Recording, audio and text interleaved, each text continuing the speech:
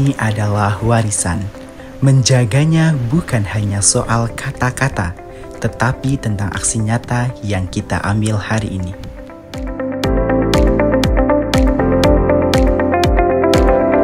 Indonesia menduduki peringkat kedua dunia sebagai penghasil sampah plastik terbesar yang mencemari lautan.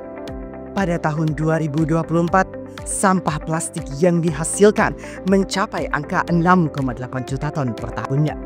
Dan Kota Makassar mencatat angka sampah plastik sekitar 161.000. Kondisi ini memicu permasalahan serius dalam hal pengelolaan sampah. Karena sampah yang tidak terkelola dengan baik akan berakhir di lautan serta akan mengancam ekosistem dan makhluk hidup dalamnya. Dari berbagai sisi dampak negatif tersebut, muncullah tren peningkatan terhadap produk ramah lingkungan. Pada tahun 2023, tren terhadap produk ramah lingkungan mengalami peningkatan yang cukup signifikan di angka 68%. Angka ini menunjukkan potensi yang besar untuk produk cling wrap biodegradable beredar di pasaran. Namun, produk cling wrap yang beredar saat ini umumnya masih menggunakan bahan-bahan sintesis seperti polyethylene, polyfill chlorida, dan low density polyethylene, yang dimana bahan-bahan ini masih memiliki berbagai sisi kelemahan yang diantaranya sulit terurai serta tidak ramah lingkungan. Berangkat dari berbagai permasalahan tersebut, muncullah produk cling wrap biodegradable di pasaran. Akan tetapi masih memiliki berbagai sisi kelemahan yang diantaranya tidak memiliki sifat antibakteri serta harganya relatif lebih mahal. Oleh karena itu, berangkat dari berbagai sisi kelemahan tersebut, kami 3 inovator muda dari Kampus Merah Universitas Hasanuddin di bawah bimbingan Ibu Dr. Sinta Dewi Sugiharti Tikson, SE MMGT, melalui program kompetisi mahasiswa nasional bidang ilmu bisnis, manajemen, dan keuangan kategori perencanaan bisnis berinovasi ZRF. Inovasi cling wrap biodegradable berbahan dasar limbah kulit singkong dan kulit jagung sebagai upaya mendukung ekonomi sirkular. Pemilihan bahan baku dari perencanaan bisnis ZRF ini didasarkan pada ketersediaan yang tinggi di Sulawesi Selatan. Berdasarkan data dari Badan Pusat Statistik pada tahun 2024, produksi singkong sebesar 6.200 kintal per hektar dan produksi jagung mencapai sekitar 1.300 kintal per hektar. Tentunya, jumlah produktivitas tersebut berbanding lurus dengan limbah yang dihasilkan. Pada limbah kulit singkong menghasilkan pati sebesar 59% dan limbah kulit jagung menghasilkan selulosa sekitar 44%. Penggabungan dari kedua bahan ini akan meningkatkan nilai biodegradasi, kekuatan tarik, serta elongasi. Tim kami telah melakukan riset pasar secara mendalam yang melibatkan 64 responden dari berbagai latar belakang, seperti food and beverage, penjual buah, serta ibu rumah tangga, yang dimana 68,8% menyatakan rutin menggunakan cling wrap sebanyak 5-7 roll per minggunya. Dan 98,4% tertarik untuk beralih ke cling wrap biodegradable. Data itu menunjukkan potensi yang besar dari produk cling wrap biodegradable untuk bersaing di pasaran.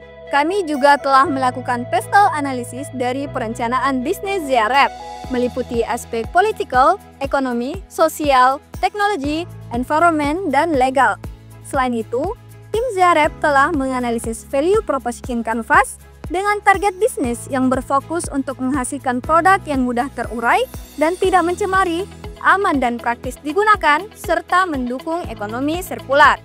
Adapun bisnis model canvas pada produk ini yang meliputi 9 aspek penting, di mana value proposition dari produk kami yaitu cling wrap biodegradable yang ramah lingkungan, memiliki sifat antibakteri, serta mengurangi kontribusi terhadap pencemaran lingkungan.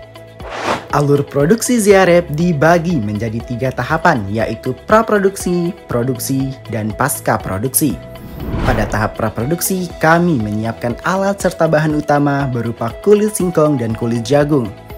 Selanjutnya, pada tahap produksi, kulit singkong diolah menjadi pati melalui metode ekstraksi dan dekantasi, sementara kulit jagung diolah untuk memperoleh selulosa dengan teknologi delignifikasi. Kedua bahan ini kemudian ditimbang dan dicampur sesuai formulasi, lalu dibentuk menjadi pelet plastik untuk dicetak dan digulung menjadi lembaran cling wrap. Pada tahap pasca produksi, cling wrap dikemas menggunakan kemasan ramah lingkungan berbahan karton kraft, lalu disimpan pada suhu ruang hingga siap didistribusikan. Seluruh proses ini dirancang untuk memastikan efisiensi, mutu produk, serta keberlanjutan lingkungan. Tim ZIAREP telah melakukan analisis kelayakan usaha yang dimana sumber dana diperoleh dari 5% modal pemilik, 60% investor, 20% dari pinjaman, serta 15% dari pendanaan. Berdasarkan hal tersebut, kami menentukan harga pokok produksi sebesar Rp18.800 dengan harga penjualan sebesar Rp30.000 dengan BC ratio sebesar 1,30. Tentunya angka ini menunjukkan bahwa bisnis ini sangat layak untuk dijalankan dengan return on investment sebesar 51,12%. ZIAREP akan mencapai break even point pada penjualan produk sekitar 7.200 sekian produk dengan payback period pada bulan ke-9. Adapun metode pemasaran yang telah kami rancang menggunakan multi-channel marketing. Yang pertama, kami melalui e-commerce seperti Shopee, Tokopedia, serta Lazada.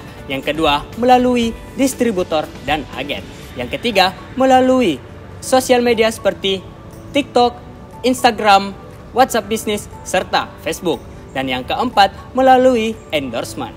Dan yang kelima, melalui pemasaran langsung seperti word of mouth marketing, business to business, business to consumer, and expo. Dan yang terakhir, melalui reseller. Dengan metode tersebut, kami tentunya menyasar 3 target utama. Yang pertama, food and beverage sebesar 70%. Yang kedua, penjual buah sebesar 20%.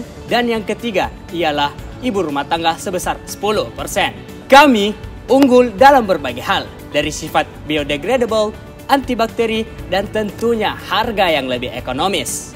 Adapun analisis SWOT yang telah kami rancang untuk mengukur seberapa besar kekuatan, kelemahan, peluang, serta ancaman dari ZIAREP ini. Adapun aspek keberlanjutan usaha dari ZIAREP ini yang telah kami rancang. Pada jangka pendek, kami akan fokus mengurus nomor induk berusaha, hak kekayaan intelektual, dan hak paten. Serta kami akan fokus melakukan pengembangan produksi dengan mendirikan rumah produksi secara mandiri dan membangun fondasi usaha yang kuat. Pada jangka menengah, kami akan melakukan pemasaran secara regional, serta kami akan melakukan diversifikasi produk. Serta pada jangka panjang, tim ZIAREP akan melakukan penetrasi pasar yang lebih luas agar menjadi pilihan utama kemasan ramah lingkungan di Indonesia. Bisnis adalah tentang mencari peluang di setiap masalah dan mengubahnya menjadi kesempatan. Bersama ZIAREP, lebih dari sekedar